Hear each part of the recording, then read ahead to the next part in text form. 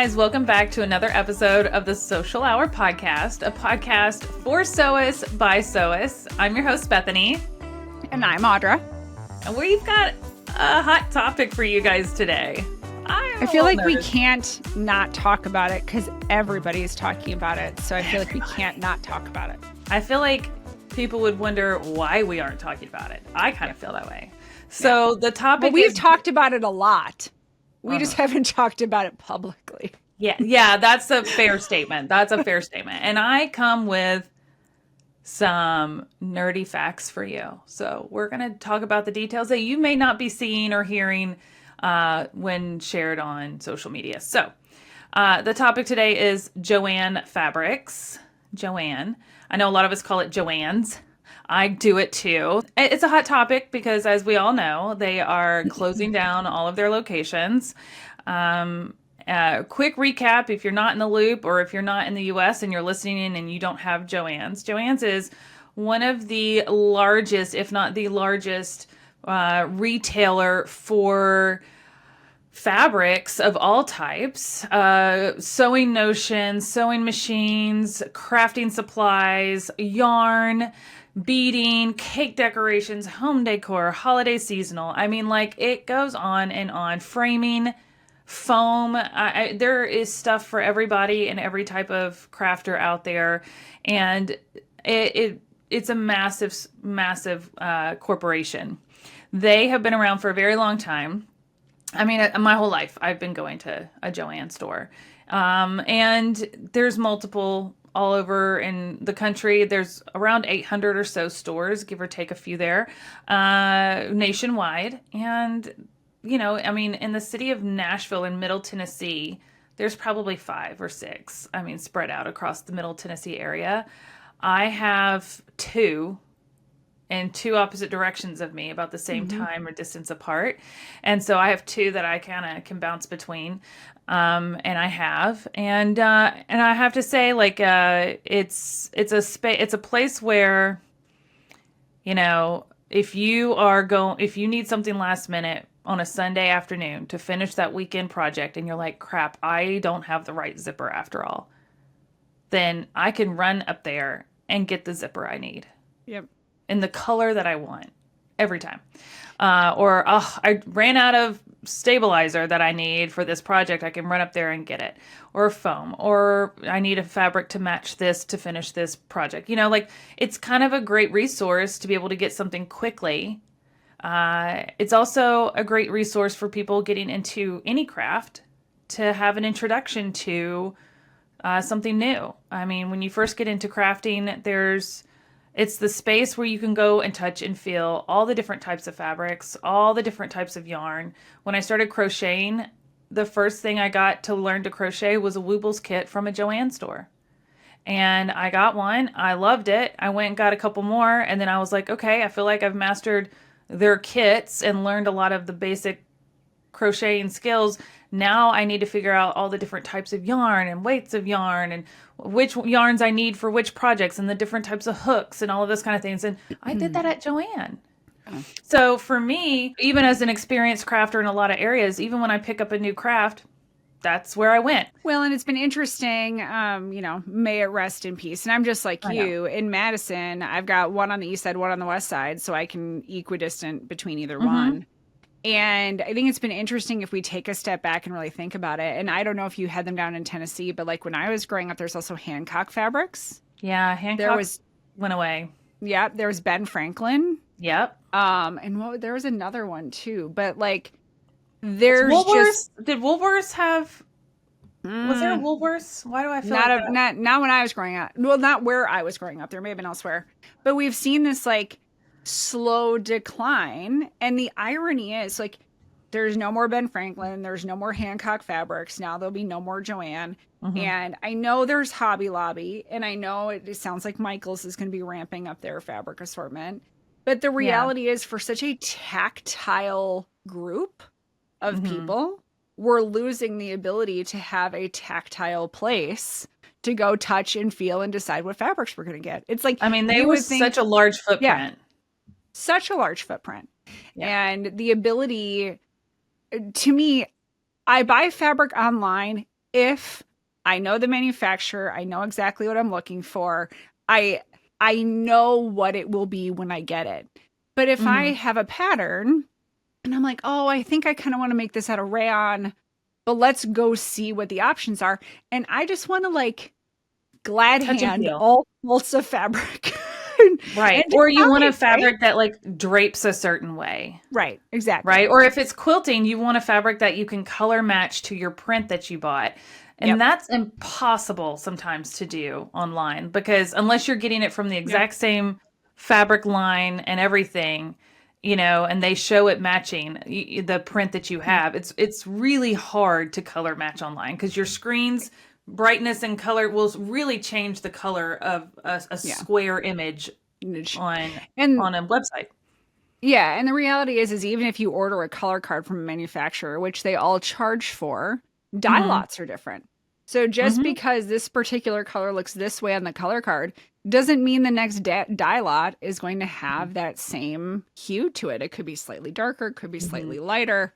You And when just she don't says know. dye lot, she means the next round of printing of that Sure. So yeah, material, thank you. right? So if you're, yeah, no, so if you're not familiar with that, like every time they go to print some a line of fabric, that's what comes out, but there's variables and the quality of that being exactly the same the next round, and you don't always know if that it doesn't always change, but sometimes it can in the manufacturing process, and that's just part of making it.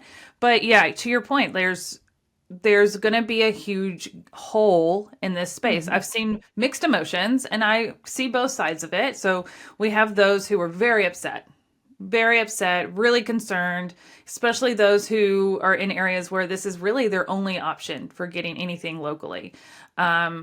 The other end of that spectrum is you should be boycotting big chain stores and only shopping small and yada, yada, yada. And I agree with both ends of this spectrum. I truly do. I see both sides of it because I do support a lot of small shops. I've had a small shop of my own before. I get it. Okay. I've talked to some of these small shops and some of them have even vocally said on social media, um, look, I'm sad that JoAnn is leaving because when people come into my shop and say, "Do you have this specific notion?" and I say, "No, I don't," I can send them there to get what they need. They come to Hmm. me to get what they can, but then they came to me first, which I appreciate it. But if I don't, that's where I would refer people to because I want them to continue to sew and create. And they'll also say, "Look at the square footage of these massive stores that have all these different supplies. Whereas most local small shops or quilt shops or fabric shops have a much smaller footprint and they don't have the space or the ability, the equity to invest in that much inventory at one time. So they can't carry everything. They can't carry every fabric line or every shade of that quilting cotton or every notion and that's why you find a lot of the small shops are very niche, just a quilting shop. They don't carry any garment fabrics, Yeah. right? Or any home deck. Or, you'll have a shop that does carry some of that, but then their quilting section's smaller, but they may have more garment sewing and notions, but those are few and far between. And the only one that I had by me just closed. My biggest concern with this whole thing is the longevity impact it's going to have on the future growth of our industry of sewing, quilting, and crafting as a whole. Because it's going to be a lot harder for people to get into a new craft or try a new craft. Because when you can try it and touch it and feel it and test a machine in person at a store like At a a beginner JoAnn level price point. at a lower level price point because they're new to it, so they don't want to invest hundreds and hundreds of thousands of dollars. They just want to see if they're interested, right? Hmm. I think one of the things that is going to be hard is how do we get people into it? We're going to have to come Yeah. up with a new creative way to do so. And I think that's honestly where in person events, in person classes, promoting classes to get people exposed to our crafts in the sewing space is going to be by inviting them and reaching that community and creating more beginner introduction to sewing classes to get people in the door and in the foot and learn because that's not something that they're going to be able to do on their own without a place like JoAnn. Now, I know you mentioned Hobby Lobby. I do love a good Hobby Lobby. They have been gradually breaking into the sewing space over the last few years. They've been partnering with Singer and Husqvarna Viking to do so. But their footprint isn't half the size that JoAnn stores are. And so they're limited in space as to what fabric they can bring in. Yep. Same as Hobby Lobbies. Hobby Lobby stores are not as big as the JoAnn stores. So that's why their fabric is limited, and they carry a lot of other crafty stuff too. So I feel like I don't think anything will ever get to being like a JoAnn again. It really comes down to how are we going to embrace new sewists. Mm-hmm. And I talked about it in our last episode. I talked about the cosplayers at Anime Milwaukee.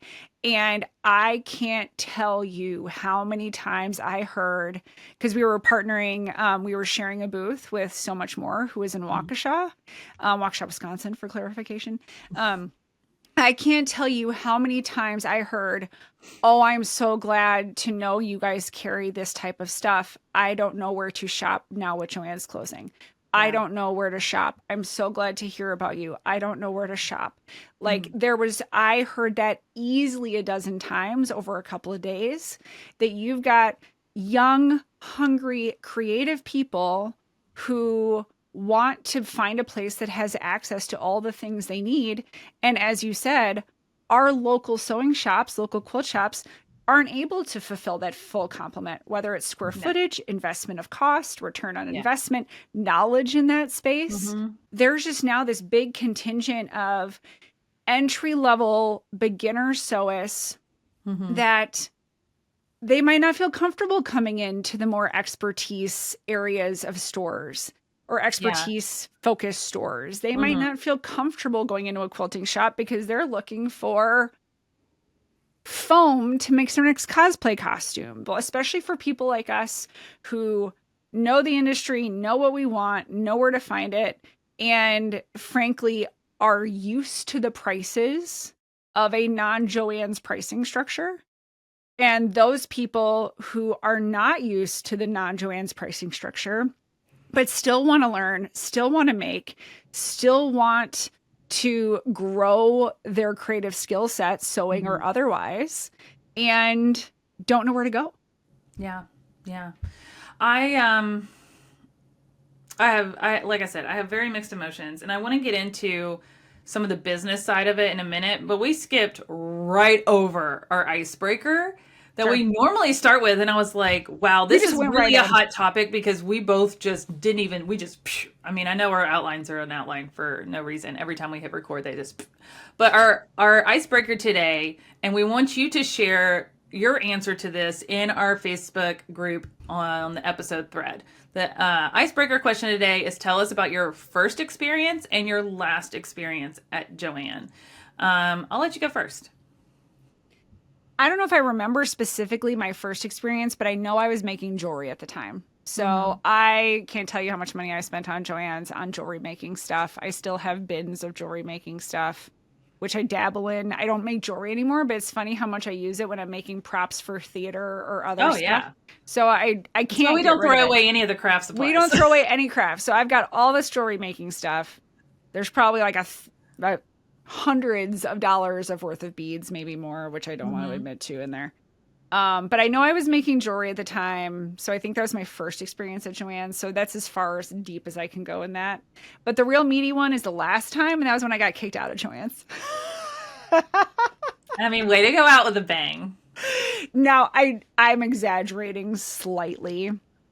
I'll preface this with, I have lodged my complaints with JoAnn's over the last couple of years because I've had some experiences that I didn't enjoy. You're not the only one, and I would say their customer service has definitely not helped their reputation these last 5 years.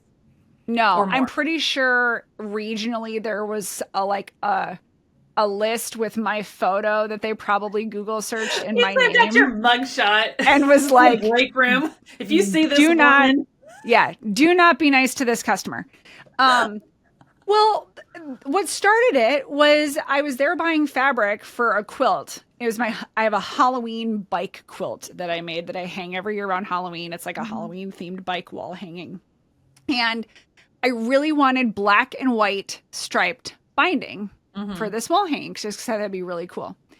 And I go up to get my fabric cut. This was not my last experience, by the way. I think this is the first time I complained.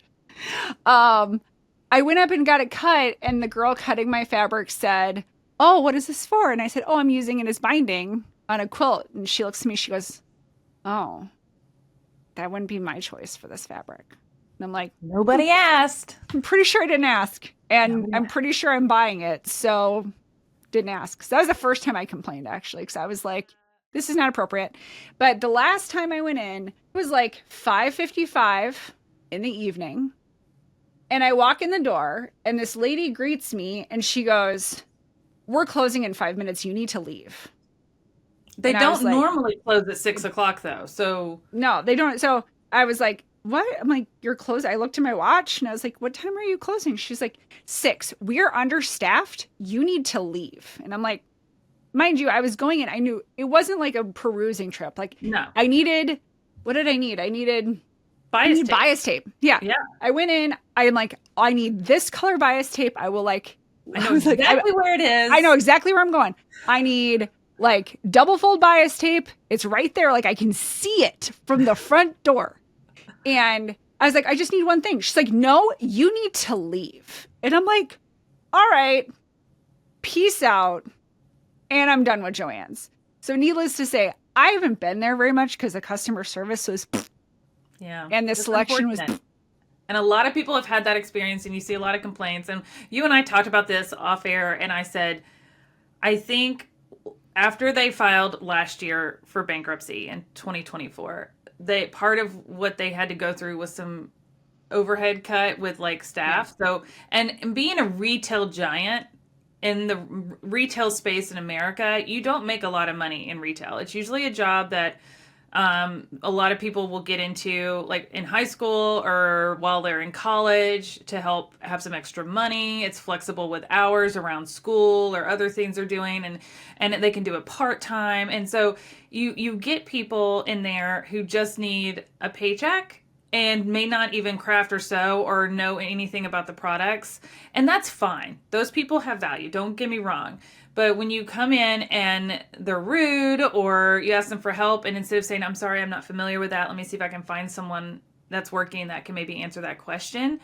Or, they don't do that. There's because they have such turnover, by the time it costs so much, and this is coming from my HR staffing background, it costs so much to onboard a new mm-hmm, employee in the yeah, first 90 days with the investment in the stuff that they need, their employment, their insurance, all these other things. On top of that, you have to train them. So you're taking someone else who is a manager or another experienced employee to help train them and get them up to speed, so that slows down productivity. It's 90 days or more before they are able to really kind of run free with some responsibilities, right? And have a grasp of how things operate and their responsibilities in the role. And that's a long time because you're paying them this whole time and doing all, understandably, right? So that's kind of the onboarding process. But by the time in retail you get up to 90 days, if they've lasted that long, they may not last another 90 days. And so this cycle just repeats itself. Like every time I go into one of my local JoAnn stores over the last couple of years, I see a new face every time. I very rarely see the same employee twice. And I go in probably once a month, to pick up something on a Sunday afternoon that I need or whatever. And so it's just part of the retail space. I mean, all stores are like that, but when you have a store in this industry that requires a lot of support of the people that are walking in the door, they have questions, they need help. Can I find this? Well, what is that? Can I use this with this? I don't know. Like it's just when you go into a shoe store, shoes are shoes, and they just need a size, and they can go see if they have the size, and that's really it. They don't need to learn how to lace them up or right, change, you know what I mean? right, Like there's no changing that. When you go into yeah. a JoAnn, there's so many different variables because of the crafting space that it is. And nobody can be expected to understand and know everything in that store when they carry so many vast areas of crafting supplies and materials. So with that being said, it's going to What was be a yours? struggle regardless to get quality customer service in a space that large with that many different types of products. So I get it. Yeah. But it really, their top priority, if they had just trained people to be kind and nice and try to help, it would have been fine. If you had said, I don't know, I'm so sorry, I don't know. And the person who usually knows the answer to that or knows more about that is not working until this afternoon. I'm so sorry. We can you can Google it or wait, come back later and talk to so and so and they're here on shift or, I'm sorry. Like if they just honestly said, I don't know, I'm sorry, this isn't the department I normally work in, I'm just filling in or anything along those lines. I would have been like, cool, I can Google it. Or I can go find somebody that's clearly in that section that might know, and I can ask a stranger. I've asked strangers before. I've had strangers ask me before, a lot, and I'm more than happy to help. Oh, so I've helped people in JoAnn's, absolutely. Yeah. So I feel like, and this is not just JoAnn's, it's retail across the board. Customer service is dead in this country. And just being kind. But anyways, I'll get off my high horse. My first experience at JoAnn, I really don't remember. I literally been going there my entire life. Going with my mom. We would go to the small quilt shops. We'd go to the bigger places. It's just always been a space that I could go explore in. Most of my experiences have always been positive. I will say when you were sharing with me how you've written in and complained, I will say I've never done that because I'm more of the person. Me. I'm the special one. I think there's three different types of people. There's people who, in that scenario where she told you to leave, that would have been like, oh my God, I'm so sorry. I didn't know. And back out or whatever and not question anything and be like, I'm so sorry. And like make it like they would somehow feel bad and feel guilty. Then there's someone like yourself who was like questioning, like, are you wait, I'm confused. Like I usually come in at this time and and there was no sign, like you didn't see the sign and they kind of came at you a little harsh. And so your way of dealing with it was to walk away, but then like send in a thing, right? Actually, funny enough, I don't think I sent in a thing after that because I think I was just so exasperated with JoAnn's at that point that I think I was like, it's never worth my time anymore. Right. Yeah. But then there's me. Then there's me. And this is how I would have handled it. And I can say this with confidence. I'm not just saying like, oh, you're saying that, but you wouldn't have really done that. No, this is exactly what I would have done. Oh, you would have exactly done it. I know where you're going. I would have been like, cool. So 5 minutes, so you're still open, and I would have walked right past her, got my bias tape, and gone to the register, put my money down or whatever, and then I said thanks and walked out. Yeah. See, this is the Midwest nice thing. This is like, I'm from the South. We're nice, but we'll bless your heart and walk right past you. This is where I get a little spicy. Do you leave reviews on stuff that you buy? No, I don't ever. I don't either. Like, so I live off of them. My husband leaves reviews all the time. Yeah. I don't leave reviews, but and I get this from my stepdad. I learned this from him. I send emails in, but it's not only to complain. I will also send in emails about amazing experiences, great customer service, super helpful people. I feel like people should know when their employees go above and beyond. Mm-hmm. I love a handwritten thank you note. Yeah. But I will also say like, my emails in are never mean. It's just like, hey, just a heads up. This wasn't super appropriate. I know at the time I was working at a local quilt shop at the time where she was commenting on my fabric. And here's the deal. When you work at a local quilt shop, not everything's your jam, right? Mm-hmm. So like this lady would come up with Civil War, reproduction prints, and that's not my jam. But I'm cutting it out, telling her how beautiful it is because it's beautiful to her. I felt like I could knowledgeably say like, hey, I also do this at a local quilt shop. I did not find this super appropriate. I would encourage you to like tell your customer or tell your employees, to just like be better. My last experience at JoAnn's wasn't a great one either. I went in, I got that diamond art kit, and things were changing daily with what was going on at JoAnn, right? Like they're starting to close the stores. My closest store was on that first list of 538 that were being closed. And so I went in there just to get one of those diamond art kits, and the signage really hadn't been posted yet. Their staff was very limited. And so at that point, I didn't know that the JoAnn app prices were not the same as the store prices because it was literally a week or so after they had announced that 538 stores were closing and being liquidated. And so since there wasn't a sign on the aisle for any discount, and I didn't see any other signs really for product yet, and so I just, in the app you can scan the barcode and it'll tell you what it is. So this $20 diamond art kit was $13.99 in the app. I was like, oh, I'll pay $13.99. Like, I would have paid $20, but that's fine, $13.99. So I go up to pay and it rings up for full price, but then 20% off. So it's like $18 or $17 or something. And I was like, oh, I thought it was $13.99. And she's like, no, this is the price. The store's 20% off. And I said, okay, well, in the app, it says it's $13.99. She goes, we can't honor that. That's not the same. And she was kind of rude about it. But at the same time, I was giving her a lot of grace because of everything going on. So it was fine. And I said, because I just didn't know. Like, they had not announced this yet. And I said, okay, so you're telling me that because this store is now marked as a liquidation store, I'm paying more for this product than I would if I went to the other JoAnn store on the other side from me that isn't on the list of being liquidated, and I would have gotten it for cheaper there. And she's like, correct. And I can't price change. I can't price match. It is what it is.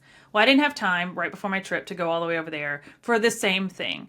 So I just paid the price and I walked out because it's not the end of the world. It's just a few bucks. But that was the moment. That was my last experience there. And that was the moment where I was like, I don't understand. And this is why it's so confusing to people with how liquidation works. And so I'm going to do my best to explain it from, and make it so that you can understand it. And I'm hoping I'm saying everything correctly. By the time this airs, some things may have changed. So what I'm going to share could be different by then. So don't come for me, okay? But just know that I'm going to share what I do know. So the liquidation company that has purchased JoAnn's and is liquidating their stores. And now we know at this point, it's not just 538 stores. It's all 800 and something stores. They have control over the stores now. So yes, the sign still says JoAnn. Yes, there's still a website that is updating like sales and stuff where they can. The sales can be different from store to store. All of that. There's a lot of variables. That's why people are getting so confused on things. The app no longer works for price checking things. You cannot use coupons. You cannot use gift cards. If you have an unused gift card, you can file a bankruptcy complaint to try to maybe get that money back. But that may not happen or could take ages. And so there's just a lot going on. The liquidation company, their goal is to come in, get as much money for this inventory as they possibly can. They got it for pennies on a dollar. They're just trying to help this company purge as much as they can and shut down as quickly as possible. That's the process. This is the same company that came in and did that with Bed Bath & Beyond. They're doing it with Party City. And I think they might even be doing it with Big Lots. So they might be the company with Big Lots. I can't guarantee, but same concept. If you had a Bed Bath & Beyond or are familiar with that, they have a lot of like bedding and kitchenwares and small appliances and some home deck stuff, right? After that company liquidated Bed Bath & Beyond, what started showing up in Hobby Lobbies? Bath towels and bedding and kitchenwares and dishes and small appliances and little furnitures and stuff that Hobby Lobby didn't normally carry because who bought a big chunk of that inventory that was left over? Hobby Lobby and some other stores, I'm sure.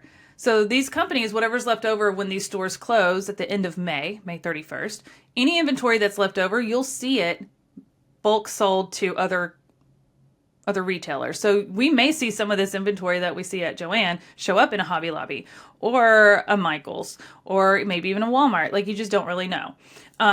So that's kind of what's going on the back end. So it's crazy. But some people have said, I don't understand why someone just didn't come in and buy JoAnn. Okay, so we're going to get into the numbers and the nitty gritty just for a minute. If this doesn't interest you, I get it, but this is kind of my nerdy joy. This spreadsheet that I have was created by Grace Dobush from the Craft Industry Alliance. This was sent out in January, shortly after they did their public second bankruptcy filing in a year.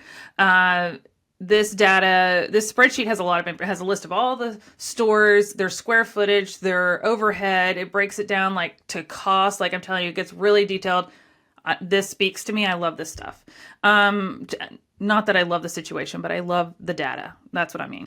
But the numbers I'm going to give you are just the top 10 creditors for each year, 2024 and 2025. Now, when this came out in January or February, end of January, maybe beginning of February, we were only like a month in to this year. You know what I mean? Like we weren't even that far. So this is going to blow your mind. So anybody who was wondering why couldn't someone just come in and purchase and save JoAnn?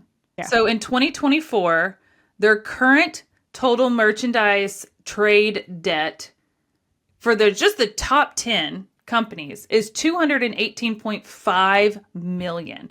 To give you some examples, there's a yarn company called Spinrite Corp that they owe $12.2 million to. Lion Brand, they owe $7.4 million to. It's a lot of yarn. It's a lot of yarn. Coats and Clark Thread, $5.3 million. Let's go through Brother for sewing machines. They owe $3.2 million to them. And then there's other things like accountancy, shipping, real estate. There's a fabric company that they owe $2.4 million to. That is just the 2024 top 10 companies that they owe money to. Okay. And that's 218.5 in the top 10. For 2025, their current debt, so there's only the two. This is like what, January, February? At best. It's probably like Q1 because they bought stuff for the first quarter, whatever. It's what they've purchased and committed to for 2025. Okay. Orders that they've placed. They may not have received all this merchandise yet, but probably the merchandise has been made. So POs in process since January 1. Or being shipped or being created. Yes. Got it. Their top 10, $133 million for 2025. The Woobles is their top company that they owe money to, which I've mentioned a couple times because I learned to crochet from the Woobles. I love the Woobles. Yarn Kits, they owe $7.4 million to this company. This is a husband and wife that started this company and still run the company with maybe a handful of employees, and they've grown and done great. But when you have a company like that that's still like small, and they get in with some of these big retailers, it can have a huge impact in the situation. $7.4 million is a lot of money to anybody, but to a small business, that's a lot. Anyways. And that's just 2025. Didn't they owe them money in 2024 too? I'm sure, but it wasn't in the top 10. Okay. Yeah. Okay. The second company that they owe money to, they owe $5.2 million to my previous employer, SVP Worldwide, SVP Sewing Brands for machines. Let's see here. There's some home decor companies. They owe Brother another $3.8 million. So in 2024, they owe 3.2. Now they owe 3.8. There's another yarn. There's another sewing machine company, 3.6. Another craft company, 3.2. Like it adds up. So in total, between the top 20 in the last 14 months, they owe $351.5 million. I think I sent you this video, but I'm going to reference her because there's a lot of people that like, yes, the sales and the deals are changing weekly. The information is changing weekly. I found a girl on Instagram and she works at JoAnn and she does like daily and weekly videos to let you know like the current status, the information that she knows. And I find that while she'll say like, hey, what I'm sharing in my store could be a little different at your store, but she'll share things like these are the sales that we've been given in the write-up of what's to come, when it's going to come, any of the rules change, like not being able to use the app or coupons. And she's keeping people pretty informed on a regular basis. And because she works there and has the information directly from corporate or from the liquidation company and her manager, she's able to share like real-time updates. Yeah. So if you're interested in following along on that, because we still have a couple months before this store really is gone for good, unfortunately. Her Instagram is, I'm going to spell this out. Her name's Rie, R-I-E, but her Instagram is the Ritzery. So TheRitzYrie. I will link her Instagram in the Facebook group in the episode thread if you want to go follow her. She's been giving some really great updates. She's got a fun little personality, and she's showing the truth of what they're going through, which I think is also really good to see. And I know we've talked a lot about this, and I know we could probably keep talking about it. I just wanted to give you some facts. I wanted you to have a space where you could see it from maybe both points of view. I respect your point of view. We all have the right to different opinions. I would love for you to have a conversation, a healthy conversation, a kind and understanding conversation in our Facebook group on the episode thread about this, because again, you may have a different point of view that I hadn't thought of. And so this is how we learn from each other. Just be kind about it. And just know that no matter how you feel about it, there's people losing their jobs. There's an industry that's going to have a huge impact. SVP Worldwide, that Viking sewing gallery space in a lot of those stores, like those were SVP employees, and that was their retail footprint in those JoAnn stores. They're losing all of that business. So it's affecting so many more people than just JoAnn. And I don't think people always understand that. So okay, so ending on a positive note, you love to see it. What's your you love to see it this episode? I have a trip planned just about every month this year. And if you picked up anything from my last episode and sharing my You Love to See It about going to Australia, I love to travel. And most of my trips, actually, all of my trips are sewing related. I have the Lynn's Handmade Bag Making Retreat that I just did. I have my retreats coming up in May and October. I have a girls' trip, sewing trip in July. I have several things going on and some work trips, events. I mean, I just love, like, I'm happiest when I know that there's another trip on my calendar. If I ever get to the point where my I've caught up and done all of my trips and I have nothing planned in my future for my next trip to look forward to, I immediately start panicking. I'm like, what am I going to do? Where do I got to go? Yeah. You know, that's just how I am. I love to travel. So for me, I love traveling. I was looking at my calendar and I was like, ooh, every month. That's that's my pace. Yep. I love traveling. I love having a trip scheduled. If I don't have a trip scheduled, I get itchy. I do too. To get twitchy. Like I need something to look forward to. Yeah. Okay, my you love to see it is the sounds of spring. Oh. I was sitting at my desk and just knowing that it's coming. And I was sitting at my desk the other morning, and my daughter's room is right next to my sewing studio. And I heard this bird chirping sound. And for some reason, she's got this alarm set that I got to figure out how she turns it off. So I was sitting at my desk the other morning working, and I thought it was this alarm going off. And I'm like, I walk in her bedroom and like, no, her alarm's quiet. And I open up the window and it was birds chirping. And I was just like, oh my God, those are real birds. Like, it's not her alarm chirping, it's real birds. And I left the window open and the sound of birds chirping. And we live on an awesome block in an awesome neighborhood. And the last week, the kids are outside running around and playing. And it's the sound of like kids laughing and birds chirping. And it's just like, it's nice. Oh, it's just like there's something that feels so good to the soul. And I went on a walk the other like day. Everything's waking up. Coming alive. That is a perfect way to say it. It's like everything's waking up. Everything's like coming out of dormancy. Yeah. And it's just the best time. So my you love to see it is the awakening of spring and how good that feels on all of our souls. I feel like we could actually talk more, but yeah, let's talk about it in the Facebook group. Come join us over there. We'll talk about it there. I will upload, if anybody wants to see these documents and these spreadsheets, if you get nerdy about it like I do. Now, they are from January. They probably have changed, but if you want to see any of that, I think it's just validating as to like how every crafting company in this industry had a huge spike during the peak of the pandemic because everybody's at home. They need something to do. They can't go hang out and do other things. They picked up new hobbies, and most of them picked up sewing, crafting, crocheting, whatever it was. Okay. And so every company, not just JoAnn's, had a huge spike, like record breaking career sales. Yep. We all so they overinvested, overstaffed, and now JoAnn's is not the only one hurting. They're all hurting. They're going through downsizing, cutting overhead, canceling, bringing in, developing new products till they can purge all this extra inventory they have. Like there's a lot. Okay. It's not just JoAnn. So while it's a big correction period, it's like they couldn't sustain that. It wasn't sustainable. People have gone back to work. People have gone outside. So it was a limited thing, but they thought they could make it last longer than it has. What has happened is they are now scrambling, and it's not just JoAnn's. And my fear, and I'm not trying to scare anybody, and I know we're ending on a positive note, but my fear is that JoAnn's will not be the last store or company to see some major changes in the coming years. Truthfully. And I'm worried about this industry, and the only way we're going to overcome this, and I know that we can because we're a big, powerful industry regardless, is we have to think outside the box and do things differently.